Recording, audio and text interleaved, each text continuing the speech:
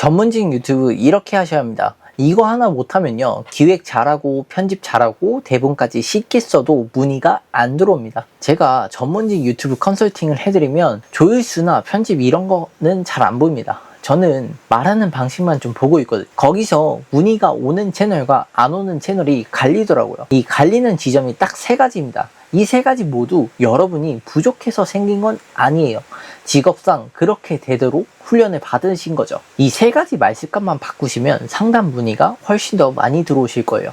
첫 번째부터 시작할게요. 첫 번째 이유는요, 설명은 다 하는데 답을 안 주는 겁니다. 컨설팅 시 저는 이거부터 확인을 해요. 이건 이렇게 하세요 라는 끝나는 문장이 몇 개인지 말이죠.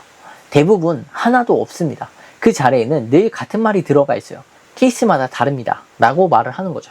설명은 다 했는데 그래서 이렇게 하세요 라는 이 행동으로 연결되는 부분이 없는 겁니다. 병원 가서 검사만 받고 나온 거랑 같은 거예요. 수치까지 다 들었는데 그래서 나는 이제 어떻게 해야 하는 거지? 그걸 못 들은 거죠.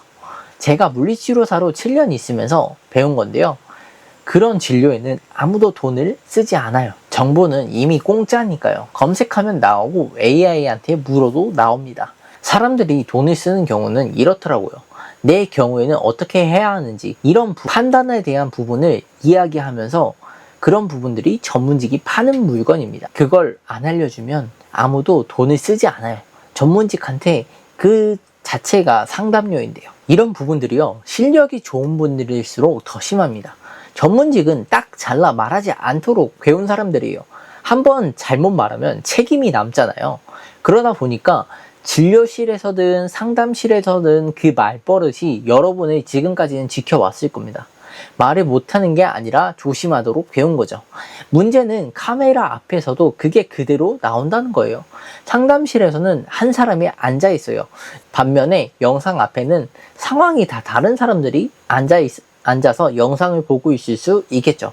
누구한테 맞는 말인지 알 수가 없으니까 두루뭉술하게 말하게 되는 겁니다. 그러니 영상을 보는 사람한테는 이 생각만 남게 됩니다. 그래서 나는 뭘 하라는 거지? 이 생각이죠. 얼마 전에 제가 한 영상을 봤는데 이게 한 14분 정도 되는 영상이었거든요. 케이스마다 다릅니다 이런 말이 9번 정도가 나오더라고요. 그리고 제가 눈여겨본 건 횟수가 아니라 이 케이스마다 다릅니다 라는 말이 어느 위치에 있느냐, 그게 정말 중요하거든요. 9번 중에 5번이 챕터가 끝나는 자리에 있더라고요. 설명을 다 해놓고 마무리마다 자세한 건 상담받으셔야 해요.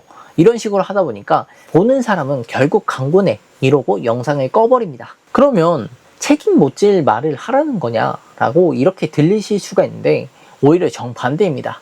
지금까지는 이렇게 끝내셨을 거예요. 케이스마다 다릅니다. 정확한 건 상담을 받아보셔야 해요. 근데 이렇게 바꾸셔야 합니다. A라면 이게 답이에요. 근데 단 B라면 얘기가 완전히 달라집니다. 앞에 붙인 조건은 여러분을 지켜줍니다. 뒤에 붙인 답은 보는 사람을 움직여주고요. 다 다릅니다 라고 얘기하는 거는 아무것도 답을 안 주고 행동으로도 연결이 되지 않는 거죠. 그런데 A면 이것, B면 저것이라고 하면 보는 사람은 자기 상황을 대입해서 생각을 하게 됩니다.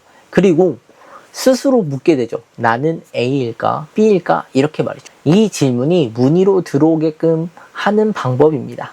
실제로 고쳤던 문장을 이야기 드릴게요. 원래 대본은 이렇게 쓰여 있었어요. 상속세는 사전 증여 여부에 따라 달라지므로 전문가 상담이 필요합니다. 그런데 저는 이걸 이렇게 바꿨습니다. 돌아가신 지 10년이 안 지났다면 사전에 증여한 몫까지 합산이 됩니다. 10년이 넘었으면 합산되지 않습니다. 그러니 날짜부터 확인하세요.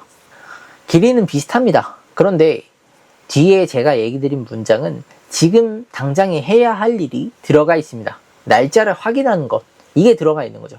이 영상이 올라가고 나서 들어온 문의 첫 마디가 이거였어요. 그래서 저희는 8년 정도 됐는데 그러면 합산되는 건가요? 이런 식으로 말이죠. 보는 사람이 자기 날짜를 한번 세워본 거죠. 행동으로 연결이 되니까, 그리고 문의로 연결이 된 거죠. 지금 최근 영상 하나를 한번 열어보세요. 이건 이렇다라고 끝을 맺는 문장들이 몇 개 정도 있는지도 한번 세보세요. 하나도 없으면 그게 문의가 안 들어오는 첫 번째 이유입니다. 그런데 이걸 고쳐도 여전히 안 되는 채널들이 있거든요. 행동으로 연결하게끔 답을 줬는데도 문의가 안 들어오는 채널들이 있어요. 근데 그거는 어떤 사람한테, 누구한테 말을 하고 있느냐가 틀렸기 때문이죠. 두 번째 이유는 시청자가 아니라 같은 업계를 보고 말하는 겁니다. 대본 쓰실 때 어떤 사람들이 떠오르세요? 제가 대본을 고쳐서 보내드리면 자주 듣는 말이 있거든요. 동기들이 유치하다고 하지 않을까요? 학회에서 마주치면 좀 그럴 것 같은데요. 시청자 얘기가 하나도 없어요. 전부 같은 업계 사람들 얘기죠. 그런데 그분들은 여러분 고객이 아니에요. 상담받으러 오는 사람들이 아니니까요. 업계에서 다들 잘 만들었다고 해도 매출은 0원입니다. 20년간 여러분들을 평가한 건 같은 업계 사람들이었죠. 전문직은 잘한다, 못한다. 이거를 같은 업계 사람들이 정해줬습니다. 학교에서도 공부할 때도 학회에서도 말이죠. 논문도 선배들이 봐줬고 실력 평가도 그 안에서 받아왔습니다. 그러니 카메라 앞에서도 나를 평가하는 사람이 자동으로 업계 사람들로 맞춰지는 겁니다. 일부러 그러는 게 아니시더라고요. 업계 사람들과 상담을 받는 사람들은 정반대를 원하는 거죠. 업계 사람들은 틀리지 않기를 바라고요. 반면에 시청자는 답을 듣고 싶어 합니다. 둘 다 맞추려고 하면 아무 말도 못하는 영상이 나오는 거죠. 그래서 일단 비유부터 사라지게 됩니다. 제가 대본에 이런 문장을 넣은 적이 있거든요. 이건 신발 밑창이 한쪽만 다른 거랑 똑같아요 라고 이렇게 적어놨었는데 돌아온 답이 이거였어요. 비유가 좀 학회에서 보면 가벼워 보일 것 같은데요. 그래서 제가 여쭤봤어요. 그 학회의 선생님들이 이 영상을 보시나요? 근데 잠깐 웃으시더니 그러시더라고요. 안 보겠죠 라고. 이런 식으로 대본에서 비유나 딱 잘라 말하는 것들이 사라지게 됩니다. 비유는 유치해 보일까봐, 딱 잘라서 말하는 건 책 잡힐까봐, 짧은 문장은 가벼워 보일까봐 대본에서 삭제를 하시더라고요. 이 세 가지를 다 빼버리면 논문 같은 대본이 나오게 될 겁니다. 그러면 시청자분들은 재미가 없어서 나가게 되죠. 이 영상을 보고 계신 분들이 새로 배우실 건 없어요. 이미 전문직 분들은 상담실에서 이미 쉽게 말하고 계실 거예요. 비유도 쓰고 결론도 잘 내고 계셔요. 눈앞에 사람이 있으니까요. 한 번은 어떤 분이 상담을 녹음해서 그분이 쓴 대본이랑 나란히 놓고 좀 봤거든요. 상담실에서는 이렇게 말씀을 하셨더라고요. 이거 지금 안 하시면 나중에 2배로 걸려요. 그런데 같은 내용이 대본에는 이렇게 적혀 있더라고요. 조기에 개입할 경우 소요 기간이 단축되는 경향이 있습니다. 녹음을 들려드리니까 이렇게 이야기하시더라고요. 제가 이렇게 말했어요. 본인도 모르게 나오는 말인 거죠. 앉아서 고민해서 쓴 문장이 아니라요. 말을 못 하시는 게 아니에요. 대본으로 옮기면서 어렵게 바꾸시는 거예요. 그러니 방법은 간단해야 합니다. 상담 첫 5분을 녹음해서 그대로 받아 적으세요. 그게 대본이에요. 그리고 다 쓰신 다음에 이것만 확인해 보세요. 이 문장, 상담 오신 분 앞에서 그대로 말할 수 있는지. 못하겠으면 그 문장은 빼세요. 시청자한테 한 말이 아니라 같은 업계 사람들이 볼까봐 쓴 말이니까요. 여기까지는 영상을 본 사람들이 문의가 안 들어오는 이유에 대해서 이야기를 드렸죠. 근데 세 번째는 좀 다릅니다. 영상을 아예 안 보는 경우인데요. 시청자가 궁금한 게 아니라 하고 싶은 대로 말을 하는 경우입니다.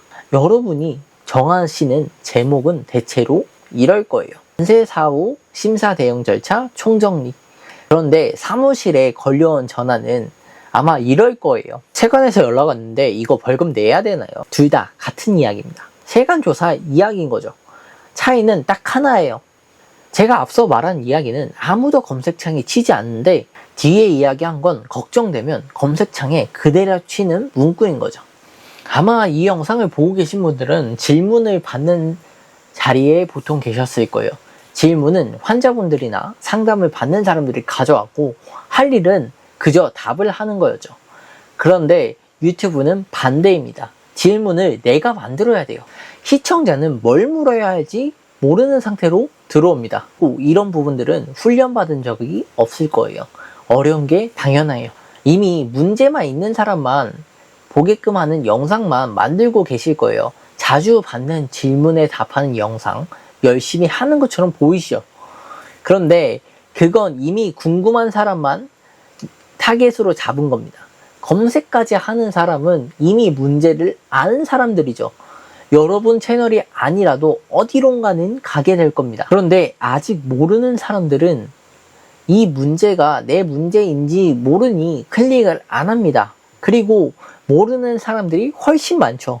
그러니 영상은 쌓이는데 신규 유입은 안 늘어날 겁니다. 그래서 상담 첫 질문을 한 달만 좀 모아보세요. 상담 오신 분들이 자리에 앉아서 처음 꺼내는 말, 그걸 한 달만 한번 모아보세요. 그게 제목입니다. 실제로 이렇게 바꾼 적이 있어요. 임플란트 식립 과정과 주의사항을 앞니 하나 빠졌는데 그냥 두면 안 되나요? 이렇게 바꿔봤습니다. 내용은 안 바꿨어요. 순서만 바꾼 거죠. 그리고 이 영상에 처음 달린 댓글이 이거였어요. 저도 앞니 빠진 지 3개월 정도 됐는데 늦었나요? 그래서 이 댓글은 문의로 바뀐 거죠. 제가 한 건 제목을 바꾼 것 뿐입니다. 그리고 이야기를 해주실 땐 첫 번째 얘기했던 걸 꼭 같이 쓰세요. A라면 그냥 두셔도 돼요. 단 B라면 지금 당장 오셔야 합니다. 시청자가 실제로 한 질문에 조건을 붙여서 끝까지 답한 영상, 이게 문의가 오는 영상입니다. 최근 영상 제목을 한번 보세요. 상담 오신 분들이 실제로 한 말인 건가요? 아니면 여러분이 설명하고 싶은 주제인가요? 자라면 그게 세 번째 이유입니다. 근데 여기까지 들으시면 아마 제가 똑같은 얘기를 하고 있다고 생각이 드실 겁니다. 맞아요. 이 세 개가 다 같은 얘기였어요. 이 말을 누구한테 하고 있느냐, 이게 제대로 안 잡혀 있다 보니까 두루뭉술하게 말하는 것도 듣는 사람이 여럿이라서 그랬던 거고, 업계를 보고 말한 것도 타겟을 잘못 잡은 거고요. 하고 싶은 말을 한 것도 정해둔 사람이 없어서입니다. 정리하자면 듣는 사람이 딱 한 명으로 정해지는 곳이 있어요. 상담실이나 진료실 안쪽이 눈앞에 한 사람이 앉아 있으니까요. 그래서 거기서도 제가 얘기 드린 세 가지 이유가 저절로 되실 거예요. 그 사람이 물어본 걸 얘기하고 그 사람이 알아듣게 말하며 그리고 어떻게 해야 하는지까지 말을 해주실 거예요. 그런데 카메라 앞에서만 안 되는 거예요. 왜냐면 앞에 사람이 없으니까요. 그러니 새로 배우실 게 아닙니다. 상담실에서 하시던 걸 그대로 옮기시면 돼요. 영상 찍기 전에 딱 한 사람만 정해보세요. 오늘 상담 오셨던 그분을요. 그리고 마지막으로 영상 끝나면 최근 영상 하나 열어서 이것만 한번 확인해 보세요. 이건 이렇게 하세요 라는 문장들이 몇 개인지, 그리고 비유가 몇 개가 나왔는지, 그리고 제목이 상담 오신 분이 실제로 한 말인지. 오늘 말씀드린 세 가지를 다 바꾸셔야 합니다. 바꾸는 방법은 오늘 다 말씀을 드렸는데 영상에 못 담은 이야기들이 좀 있어요. 그런 건 칼럼에 정리를 해뒀습니다. 궁금하신 분들은 아래 고정 댓글을 확인해 주세요. 다음 영상에서 뵙겠습니다. 감사합니다.